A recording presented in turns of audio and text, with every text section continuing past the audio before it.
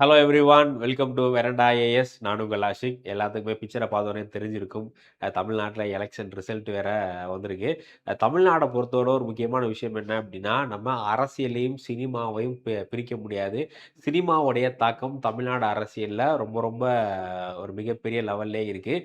டைரக்டாக சொல்லணும் அப்படின்னா, இதுவரை தமிழ்நாடை ஆட்சி செஞ்ச ஆல்மோஸ்ட் எல்லா முதல்வர்களுமே ஏதோ ஒரு விஷயத்தில் சினிமா பின்புலத்துல இருந்து வந்தாங்க. ஒரு சில பேர் டைரக்டா ஆக்டர், ஆக்ட்ரஸா வந்திருக்காங்க. அது இல்லாம ஆல்மோஸ்ட் எல்லாருமே சினிமா துறையோட ஏதோ ஒரு வகையில தொடர்புடைய நபரா தான் இருந்திருக்காங்க. ஸோ அத பத்தி தான் இந்த வீடியோல பார்க்க போறோம். தமிழ் சினிமாலருந்து தமிழ்நாடுடைய அரசியல்ல ஒரு மிகப்பெரிய தாக்கத்தை ஏற்படுத்திய ஆளுமைகள் யார் யாரு அப்படிங்கிறத வந்து பார்க்கலாம். ஸோ இதான் வந்து இன்னைக்கான விஷயம். இது எதுக்காக பார்க்குறோம் அப்படின்னா, எல்லாத்துக்குமே தெரிஞ்சிருக்கும். நம்ம நேத்து எலக்ஷன் ரிசல்ட் வந்தது. இதுல தாவேகா 108 சீட்டு வெற்றி பெற்றிருக்காங்க. தமிழ்நாட்டுல ஒரு மிகப்பெரிய அரசியல் கட்சியா தமிழ்நாடு தாவேகா வளர்ந்திருக்காங்க. இதுக்கு முக்கியமான காரணம் ஒரே நபர் தான். ஸோ விஜய் அவர்கள் தான். அவர்னால தான் இந்த ஒரு மிகப்பெரிய லெவல்ல தாவேகாக்கு எல்லாருமே ஓட்டு போட்டிருக்காங்க. இதுக்கு முன்னாடி வந்து தமிழ்நாட்டுல எந்தெந்த அரசியல் பின்புலம் உள்ள எந்த அ பொலிட்டி சினிமா பின்புலம் உள்ள அரசியல்வாதிகளா இருந்திருக்காங்க, தலைவரா இருந்திருக்காங்க அப்படிங்கிறத பார்க்கலாம்.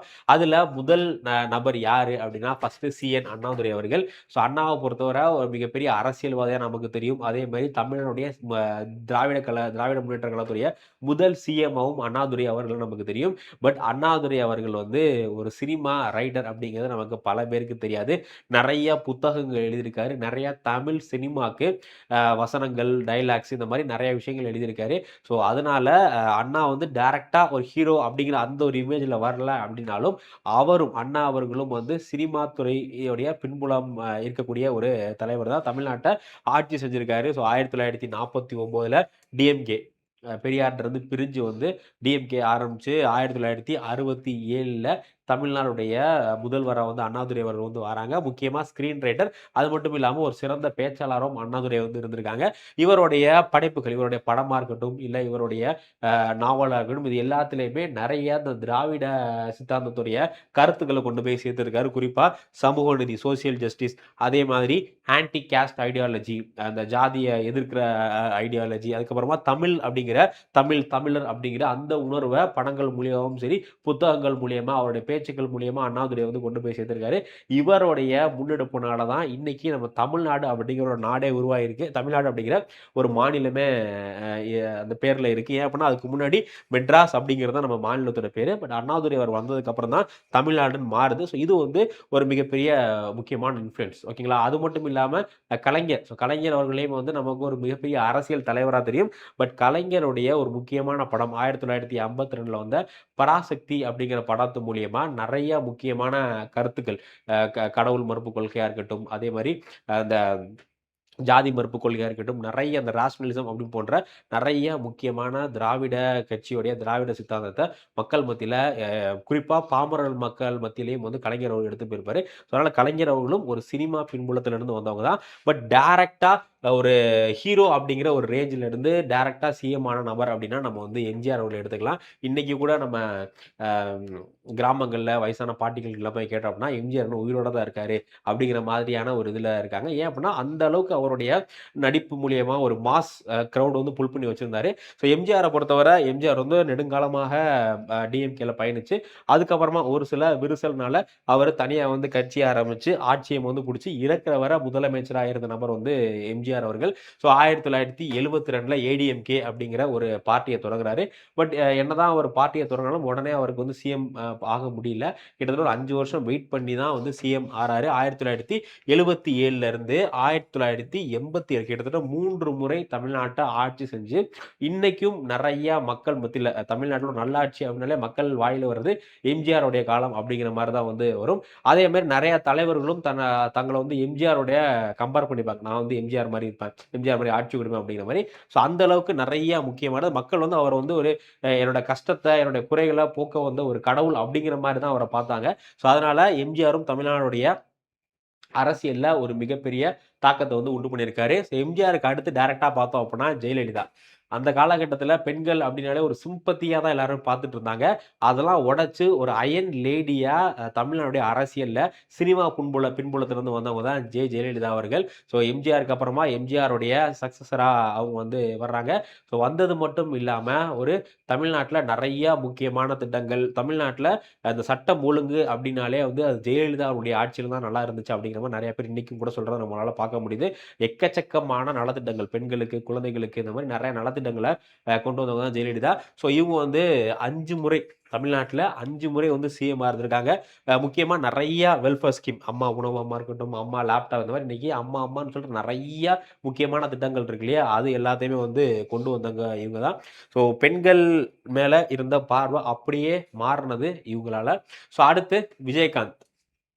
ஸோ விஜயகாந்த் வந்து அந்த காலகட்டத்தில 2 பெரும் ஆளுமைகள். கலைஞர் அவர்கள், அதே மாரி ஜெயலலிதா அவர்கள். இவங்க 2 பேருமே இருக்கும்போது தமிழ்நாடுடைய பாலிடிக்ஸ்ல வந்து ஒரு மிகப்பெரிய தாக்கத்தை ஏற்படுத்தினதுல விஜயகாந்தோட ரோல் வந்து முக்கியமான ரோலா இருக்கு. ஸோ இது எல்லாத்துக்குமே அவங்களுடைய சினிமா மூலம் வந்து நெறைய ஹெல்ப் பண்ணியிருக்கு. ஏன்னா விஜயகாந்த் வந்து சினிமால பார்த்தீங்க அப்படின்னா, ஒரு ஒரு போலீஸ், மிலிட்டரி ஆஃபீசர், கேப்டன் அப்படிங்கிற அந்த ஒரு இமேஜ்ல தான் இருப்பாரு. அரசியலுக்கு வந்தோனமே வந்து மக்கள் அவர கேப்டன் கேப்டன் அப்படிங்கிற அந்த ஒரு இதில தான் வந்து பார்த்தாங்க. ஸோ 2005ல டிஎம்டிகே ஆரம்பிச்சு தமிழ்நாடுடைய ஒரு 3வது அரசியல் சக்தியா அதுவரை தமிழ்நாட்டுல டிஎம்கே, ஏடிஎம்கே அப்படிங்கிற மாரி தான் இருந்துச்சு. ஸோ ஒரு 3வது சக்தியாக மக்கள் வந்து அடுத்து ஆட்சிய பிடிப்பார் அப்படிங்கிற அளவுக்கு எதிர்பார்க்கக்கூடிய ஒரு சக்தியா வந்து வந்திருந்தாரு. அதே மாரி கிங் மேக்கர் யார் வந்து ஆட்சிக்கு வர்றது அப்படிங்கிற மாரி கிங் மேக்கராவும் இருந்திருக்காரு. பிளஸ் எதிர்க்கட்சி தலைவராவும் வந்து விஜயகாந்த் அவர்கள் இருந்திருக்காங்க. அதுக்கடுத்து வந்து பார்த்தீங்க அப்படின்னா ரஜினிகாந்த். ரஜினிகாந்த பொறுத்தவரை அரசியலுக்கு வரேன்னு சொல்லிட்டு கடைசி வரை வரல. பட் இவரு 1996 தேர்தல்ல ஒரு மிகப்பெரிய தாக்கத்த வந்து ஏற்படுத்தியிருக்காரு. இவரு சொன்ன ஒரு வார்த்தைக்காக அ ஜெயலலிதாவை எதிர்த்து கருணாநிதி அதாவது ஏடிஎம்கேக்கு ஆப்போஸா மக்கள் வந்து எல்லாருமே வந்து டிஎம்கேக்கு வோட் பண்ணியிருக்காங்க. அந்த அளவுக்கு ஒரு வார்த்தையினாலே இவர் சொன்ன அந்த ஒரு வார்த்தை ஜெயலலிதாவுக்கு ஓட்டு போடாதீங்க அப்படின்னு சொன்ன அந்த ஒரு வார்த்தைனால மக்கள் எல்லாமே டிஎம்கேக்கு ஓட்டு போட்டு டிஎம்கே வெற்றி பெற வச்சாங்க. அந்த அளவுக்கு ஒரு பவர்ல இருந்த நபர். பட் 2017ல இருந்து அரசியலுக்கு வரேன்னு சொல்லிட்டு ஃபைனல் 2020ல உடல் நலம் இது காரணமாக அரசியலுக்கு வர முடியல அப்படிங்கிற மாரி சொல்லிட்டாரு. ஸோ ரஜினியும் வந்து இன்டைரக்ட்டா தமிழ்நாடு பாலிடிக்ஸ்ல ஒரு மிகப்பெரிய தாக்கத்தை ஏற்படுத்தியிருக்காரு. அடுத்து கமல்ஹாசன். ஸோ கமல்ஹாசன் வந்து மாற்றத்துக்கு உரிய நபர். ஏன்னா தமிழ்நாடு வந்து டிஎம்கே, ஏடிஎம்கே அப்படிங்கிற மாரி 2 கட்சி தான் மாத்தி மாத்தி வந்துட்டு இருந்துச்சு. இதுல இருந்து ஒரு மாற்று சக்தியா மக்கள் எல்லாமே எதிர்பார்க்கப்பட்டது. பட் அவரு அந்த அளவுக்கு இதாகல. இதுவரை எந்த எலக்ஷன்லயுமே ஒரு சீட்டு கூட ஜெயிக்கல. இப்போ ஃபுல் அண்ட் ஃபுல் வந்து டிஎம்கேயோட போயிட்டு ராஜ்யசபா எம்பியா இருக்கார். 2018ல கமல்ஹாசன் வந்து மக்கள் நீதி மய்யம் மக்கள் நீதி மையம் ஆரம்பிச்சாரு. பட் அவர்னால மிகப்பெரிய தாக்கம். ஏன்னா, அவருக்கு எந்த விதமான அந்த பொலிட்டிக்கல் ஸ்ட்ரக்சர் அந்த அரசியல் கட்டமைப்புகள் இல்லாதனால, அந்த அளவுக்கு அவர்னால எதுவும் இது பண்ண முடியல. ஸோ இவர்களுமே ஸ்டார்ட்டிங்ல கட்சி ஆரம்பிக்கும் நெறைய கூட்டங்கள், நெறைய முக்கியமான ஐஏஎஸ் அதிகாரிகள், ஐபிஎஸ், ஐஆர்எஸ் அதிகாரிகள்லாம் இவர்கிட்ட போய் சேர்ந்தாங்க. பட் இவர்னால அதெல்லாம் ப்ராப்பரா சேனலைஸ் பண்ணி கொண்டு போக முடியாதனால, இப்போ இந்த சட்டமன்ற தேர்தல்ல கூட நிக்க முடியாத ஒரு சூழ்நிலை வந்து ஏற்பட்டுருச்சு. ஸோ அடுத்து விஜய் அவர்கள் இது பார்க்கறதுக்கு முன்னாடி இன்னும் ஒரு சில நபர்கள் தமிழ்நாடுடைய அரசியல்ல இருந்திருக்காங்க. ஸோ குறிப்பா வந்து பார்த்தீங்க அப்படின்னா, நம்மளுடைய சரத்குமார் அவர்கள் எம்எல்ஏ, எம்பியா இருந்திருக்காரு. நெப்போலியன் இருந்திருக்காரு. அதே மாரி லேடீஸ்ல பார்த்தீங்க அப்படின்னா, குஷ்பு அவர்கள், கௌதமி அவர்கள் இந்த மாரி நெறைய நபர்கள் வந்து அப்பப்போ அதே மாரி கார்த்திக், கருணாஸ் இந்த மாரி நெறைய நபர்கள் இருந்திருக்காங்க. அவங்க எல்லாமே வந்து மிகப்பெரிய தாக்கத்த ஏற்படுத்தினது கிடையாது. ஒட்டுமொத்த அரசியலே மாற்ற அளவுக்குலாம் தாக்கத்த ஏற்படுத்தினது கிடையாது. குறிப்பா ஒரு சீட்ட நின்னுட்டு அதுல ஜெயிப்பாங்க, இல்ல தோப்பாங்க அப்படிங்கிற மாரி தான் இருந்திருக்கே தவிர, ஒரு தமிழ்நாடுடைய பாலிடிக்ஸ இன்ஃப்ளூயன்ஸ் பண்ற மாரி இவங்கள தாண்டி வேற பெரிய நடிகர்களோ, இல்ல திரைத்துறையில இருந்து யாருமே வரல. அடுத்து நம்ம எல்லாத்துக்குமே தெரியும். ஆக்டர் விஜய் அவர்கள் 2024ல தான் கட்சி ஆரம்பிக்கிறாரு. கட்சி ஆரம்பிச்சு 2டே வருஷம் தான் 2026 தேர்தல்ல தனி பெரும் கட்சியா தமிழ்நாட்டுல ஒரு ஆட்சிய பிடிக்கிற சூழ்நிலையில இருக்காரு. 108 தொகுதிகள். இத யாருமே எதிர்பார்த்து இருந்திருக்க மாட்டாங்க.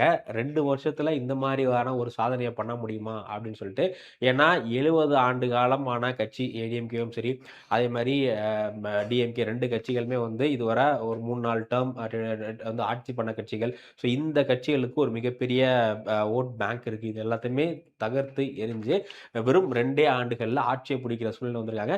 இது எல்லாத்துக்குமே முக்கியமான காரணம் என்ன அப்படின்னு பார்த்தீங்கன்னா, நம்ம தமிழ் மக்களுக்கு சினிமா மேல இருக்கக்கூடிய ஒரு விஷயம். இது இது இது வந்து இப்ப விஜய் அவர்கள் வந்து இப்போ 2024ல தான் கட்சி தொடங்குறாங்க அப்படிங்கிற மாரி நமக்கு வந்து தெரியலாம். பட் அதுக்கு முன்னாடியே 2010க்கு அப்புறமே அவருடைய படங்களுடைய அந்த தன்மைகள்லாம் பார்த்தீங்க அப்படின்னா, எல்லாமே ஃபுல்லாமே சேஞ்ச் ஆக ஆரம்பிச்சிருக்கும். ஸோ 2010க்கு முன்னாடி விஜயோட படங்கள் எல்லாமே வந்து ஒரு யங் பாய் மாரி, ஒரு இந்த லவ் ஃபிலிம் அந்த மாரி இருக்கும். பட் 2010க்கு அப்புறமா வந்த படங்கள்லாம் பார்த்தீங்க அப்படின்னா, எல்லாமே ஏதோ ஒரு சோசியல் இஷ்யூவ ஃபேஸ் பண்ணி, அவர ஒரு தலைவரா புரமோட் பண்ற மாரி தலைவா படமா இருக்கட்டும். அதே மாரி கத்தி படத்துல ஃபார்மர் சம்மந்தமான இஷ்யூஸ்.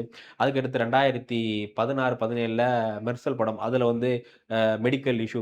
இந்த மாரி ஒவ்வொரு படங்களுமே அடுத்து சர்க்கார்ல கரப்ஷன் இந்த மாரி ஒவ்வொரு படங்களையுமே பார்த்தீங்க அப்படின்னா, மக்களுடைய ஏதோ ஒரு முக்கியமான பிரச்சனைகள் எடுத்து பேசுற மாதிரி தான் வந்து ஒரு ஒரு நேரேட்டிவ் பில்ட் பண்ணி, ஸோ 2024ல கட்சி ஆரம்பிச்சு 26ல ஆட்சிய பிடிக்கிற அளவுக்கு வந்துட்டாங்க. இத பத்தி உங்களுடைய கருத்துக்கள் என்ன? இன்னும் வந்து அ இது வந்து ஒரு நல்ல இன்ஃப்ளூயன்ஸ் நினைக்கிறீங்களா? இல்ல இத பத்தி உங்களுடைய கருத்துக்கள் என்ன? அப்படிங்கிறத மறக்காம கமெண்ட் செக்ஷன்ல சொல்லுங்க. வெராண்டா ஏஎஸ் சேனல சப்ஸ்கிரைப் பண்ணல அப்படின்னா, சப்ஸ்கிரைப் பண்ணிக்கங்க. Thank you. Veranda ES, where your dream becomes reality.